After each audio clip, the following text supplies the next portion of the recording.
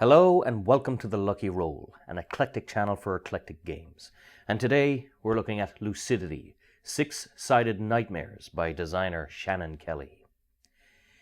It's a push-your-luck dice game where players compete to garner the most power points they can to win the game. Each game lasts 20 to 30 minutes, which makes it a nice filler game with a nice turnover for game nights because you can play many times. You play a dreamer, trying to wake up and avoid succumbing to one of 4 nightmares. What's interesting, however, is if you roll badly enough, you become a nightmare, and then you can use your powers to affect the dreams of other players. You can consume their power by stealing power dice from them for yourself, or send minions towards them and give them a dice of your own choosing. A word of warning, however, if all players become nightmares, then they end the game and never wake up, and the player who has become the most powerful nightmare is the one that wins the game.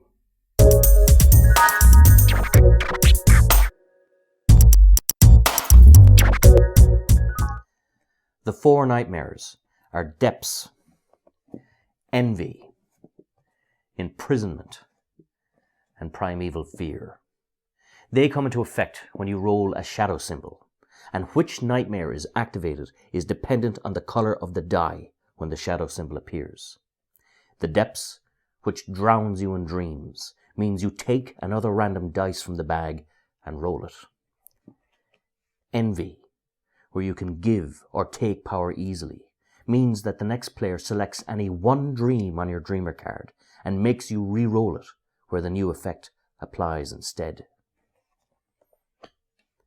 Imprisonment, where you end your turn early, where a dice in your exhaust row is turned to its shadow symbol face and cannot be removed. And finally, primeval fear, whose tagline is high risk, high reward, where you take a shadow symbol of any color or row on your nightmare track and move it to the hunt track instead, running the risk of the game ending early for you.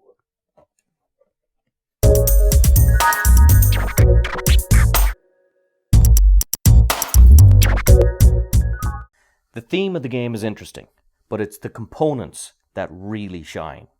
The presentation of this game is absolutely superb. From the high quality production values to the beautiful bag, the inspiring artwork and the multitudes of high quality dice, this is a game that the first time you or any other player try, you'll spend nearly as much time admiring the game as you will playing it. Every player gets a dreamer card, which is what they'll use to track their progress and their increasing nightmares. Now, when it's a dreamer's turn, they have 3 choices to choose from on the sleep track, starting the roll with either 3, 4, or 5 die. The more die you roll, the greater the risk, but again, the greater the risk, the greater the reward. After every turn, you can choose to rest and stop and allow play to pass to the next player, or continue to push your luck with an increasing amount of dice. The push your luck mechanic comes into play after you choose what sleep track to use. After you have rolled and resolved the initial figure, you can either choose to rest or to dream again.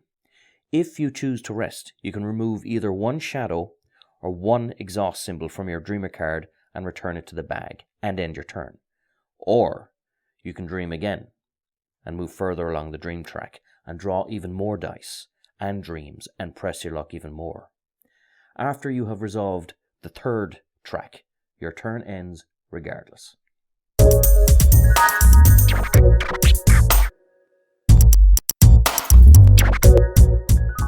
There are 4 colors of die and 5 different sides to the die. Power 1 and 2, hunt, exhaust, and shadow. Power are what you want to roll, and the player with the most power wins the game. And this is where you keep track of your power tokens, all the way up to 15.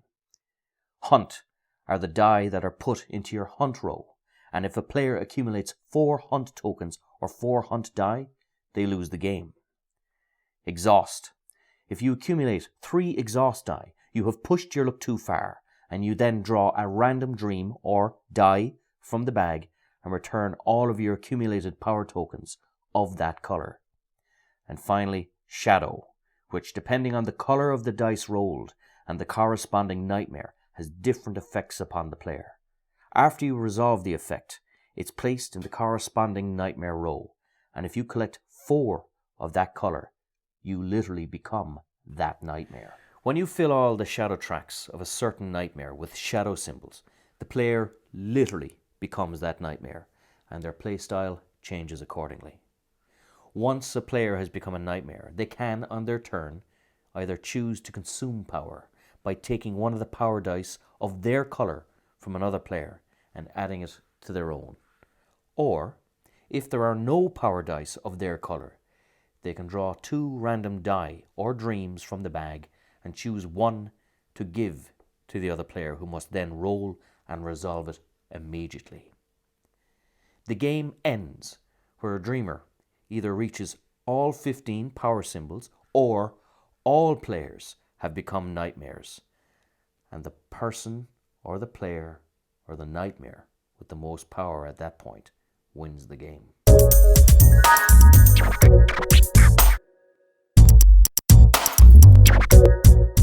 To sum up, it's a fun, simple, push-your-luck dice game that is aided greatly by its horror-style theme. Now, normally I like a bit more depth and detail to the theme of a game, but the vagueness here actually helps, as it does give a lucid, dreamer vibe to the game, and the nightmares inherent can be open to a player's own interpretation, which is something I really like. So this, I think, is a case where the lack of specific thematic detail was a good design choice, as the temptation to buff a straightforward, simple dice game with lots of fluff is a strong one. However, the designers of this game, while they kept the game light and fluff, made sure it was heavy on atmosphere and components. And it's the components that make this game stand out from others of its type. Game-wise, it's very hard to win the game as a dreamer.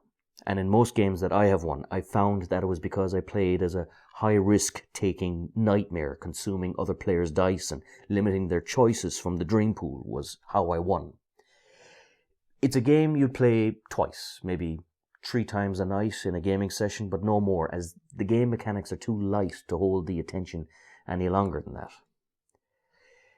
If it wasn't for the absolutely gorgeous components and the slightly appealing horror dream theme, then this would be a game I'm afraid would be easily forgotten, as it's too straightforward and luck-based with very simple strategies. Now, as it is a light game, and to be fair, it does that light part very well. In a gaming group night, especially around times like, say, Halloween, this is a lovely game to break out as a filler between other larger games or while you wait for other players to turn up. And its simple mechanics and gorgeous themes makes it a nice gateway game for new players to be introduced to the whole hobby. Also, it's a small thing, but there's something quite satisfying about throwing lots and lots of dice at the same time. And this is a game that allows you to do a lot of dice rolling on a very regular basis. If you don't have a push-your-luck dice game in your collection, or if you have an absence of horror-style games to offer to your group, you could do a lot worse than adding Lucidity to your shelf. It's not a game that offers massive substance, but what it does offer is presented exceptionally well, and would serve at the very least to be an absolutely beautiful-looking game in your collection. As always, this is Sean from The Lucky Roll. If you enjoyed this video, please like, subscribe, all that good YouTube stuff. And until next time, good luck, God bless, and sweet dreams.